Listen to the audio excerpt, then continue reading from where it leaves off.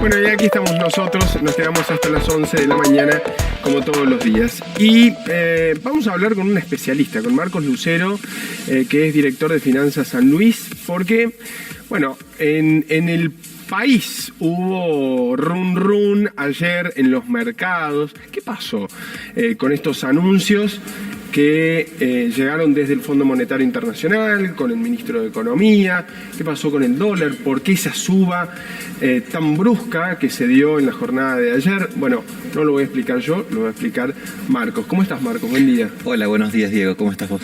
¿En qué lío te metimos, viste, de entrada? Explica qué pasó. Explicar qué pasó. Bueno, Sí. La verdad que lo que pasó, digamos, es algo que más o menos se esperaba. Ajá. ¿Por qué? Porque nosotros estamos enfrentando un acuerdo con el Fondo Monetario Internacional en el cual Argentina no ha cumplido las metas que se propuso cuando el fondo le adelantó el dinero, ¿no? Uh-huh. Tenía vencimientos. Ahora tiene vencimientos a fin de mes, tiene un vencimiento el 30 de julio, el 1 de agosto tiene otro vencimiento, aproximadamente por 3.500 millones de dólares, y las reservas no alcanzan, ¿sí? Entonces, la primera pregunta es ¿por qué vamos al fondo? Porque es el único que nos presta, ¿sí?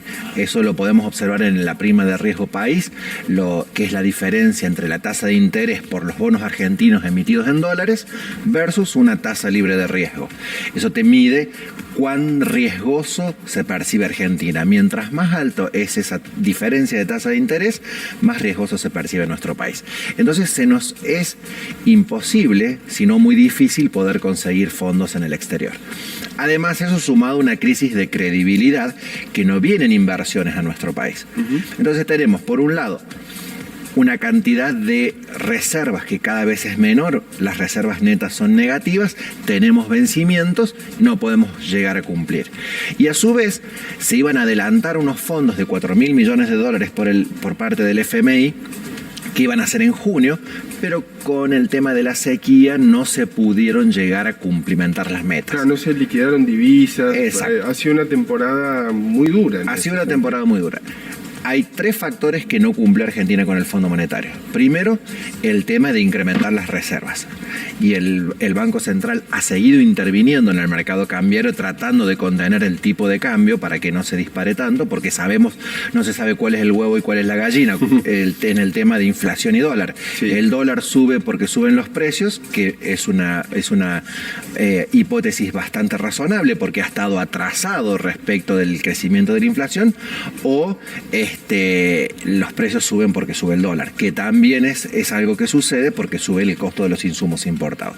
Entonces, por un lado, Argentina no ha cumplido con esa promesa de incrementar las reservas. Sí. Por otro lado, no ha cumplido con los límites al déficit fiscal. El Estado sigue generando gasto público y entonces eso incrementa, el déficit fiscal.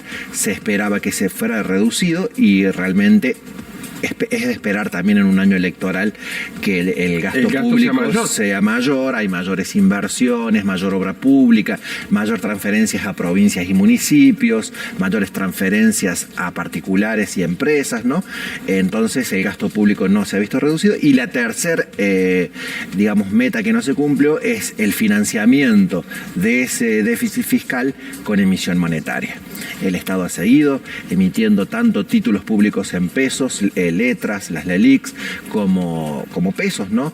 Para financiar este gasto público, y entonces es que no se cumplieron las metas con las metas del Fondo Monetario.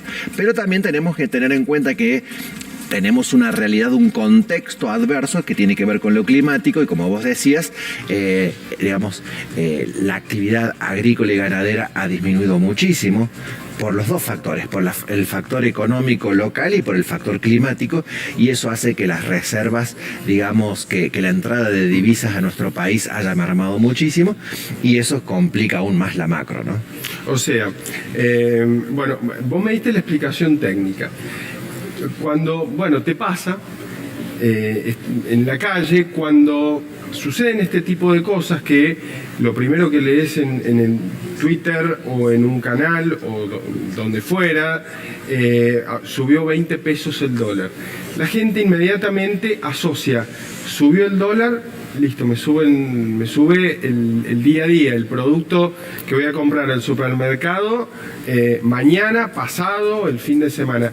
¿Es así? ¿Está en lineal o no debería ser? No debería suceder porque muchos dicen, bueno, suben los precios porque el tema de los insumos importados. Hay que tener en cuenta que los insumos importados ingresan al tipo de cambio oficial, no al tipo de cambio blue, ¿sí?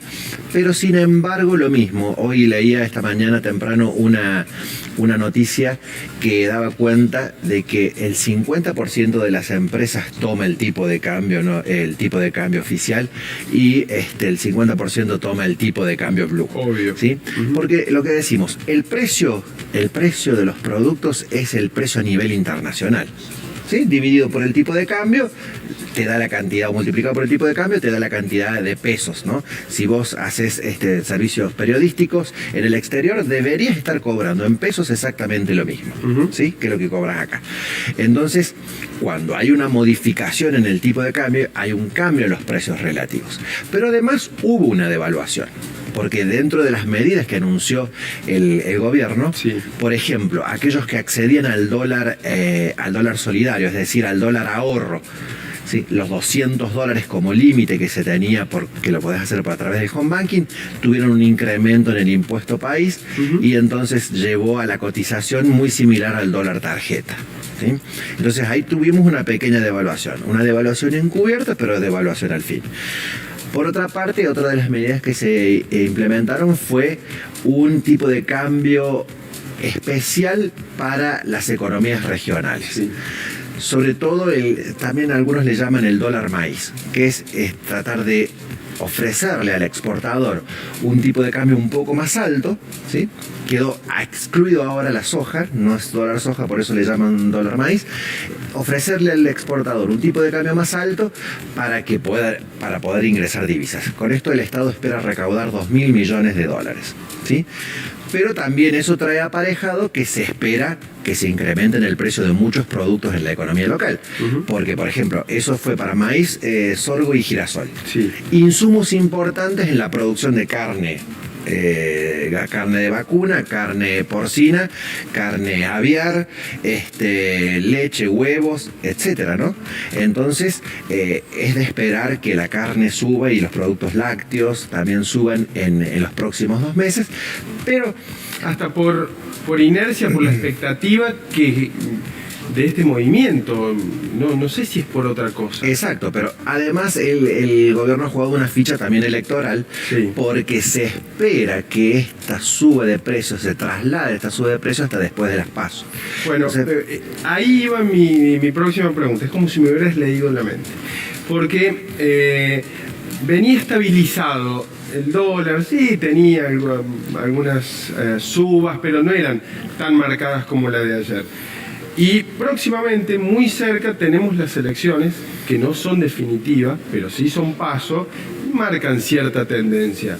Ahí también puede haber algún run de acuerdo a cómo salga todo. Bueno, lo que venía sucediendo es que realmente el dólar estaba atrasado con respecto a la inflación.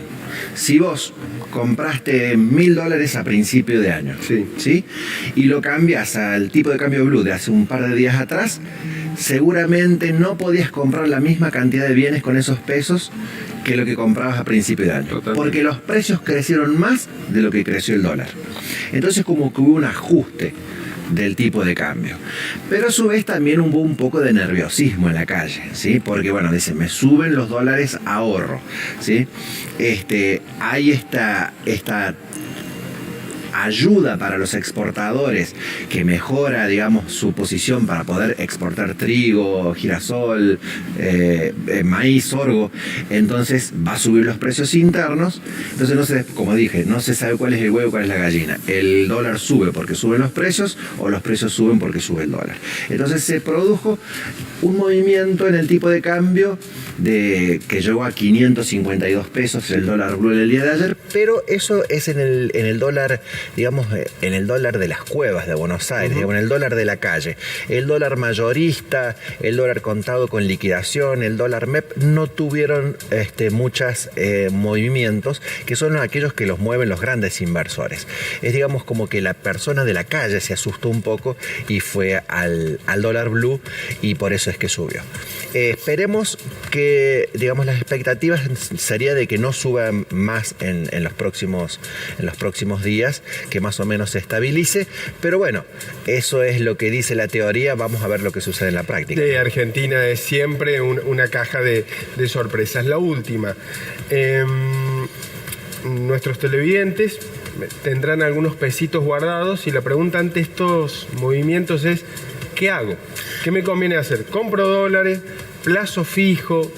¿Qué hago para que no se me devalúe? Bueno, el plazo fijo era una buena alternativa el plazo fijo UVA, porque te acordás que ajusta por inflación. Correcto. ¿Qué sucede? Ahora hay expectativas de que la inflación no sea tan alta. ¿Sí? Veníamos con una inflación de promedio 7% para los próximos meses y ahora como que bajaría al 6% para los próximos meses. Esperemos, con estas nuevas medidas no se sabe, pero entonces lo que ha habido es que la gente se ha pasado del plazo fijo UVA al plazo fijo tradicional. ¿Por qué? Porque aún cuando hubo expectativas de baja de inflación, no modificaron la tasa del plazo fijo tradicional, que está en 95-97%, que es aproximadamente un 130-140% real en el año. Entonces la gente se movió allí. El dólar, como yo digo, el dólar no es una inversión. El plazo fijo tampoco es una inversión, digamos. ¿Por qué? Porque lo único que hacen es tratar de mantenerte el poder adquisitivo. No te lo hacen crecer. Sí. Pero para hacerlo crecer al capital hay que arriesgarlo. Entonces ahí ya tenés que ir a unas inversiones un poco más complejas. Vas a tener que contratar a un especialista que te ayude. Acá en la provincia hay muchos economistas que se dedican al asesoramiento en inversiones, pero es un poco más complejo. Claro, si querés ir a lo seguro, dólar, plazo fijo. Y también está la alternativa, que también es para distintos perfiles de riesgo, que lo puede hacer uno mismo en su casa a través del home banking, que son los fondos comunes de inversión. Sí. Vos tenés fondos de comunes de inversión de perfiles de bajo riesgo, donde por ejemplo tenés mucho de moneda extranjera, tenés plazos fijos, tenés títulos públicos, y podés ir a fondos comunes de inversión de carteras diversificadas, en acciones extranjeras, en acciones locales, etcétera, que eso es para un público, digamos, más agresivo, que pretende una rentabilidad mayor, pero obviamente en finanzas nosotros siempre decimos: la primera regla, a mayor rentabilidad, mayor riesgo esperado. Muy interesante escucharte, Marcos, ha sido un gusto y no será la última vez. Te esperamos nuevamente. Muchas gracias, Diego, y bueno, toda esta información también la gente que quiera puede ampliarlo en nuestra página en finanzasanluis.com.ar y también en todas las redes sociales estamos como @finanzasanluis. Ingresen porque está buenísimo y es muy interesante lo que ofrecen, así que búsquenlos en redes sociales y en la página. Marcos, gracias. Muy buenos días, que andes muy bien. Hacemos pausa en nuestra mañana de 13.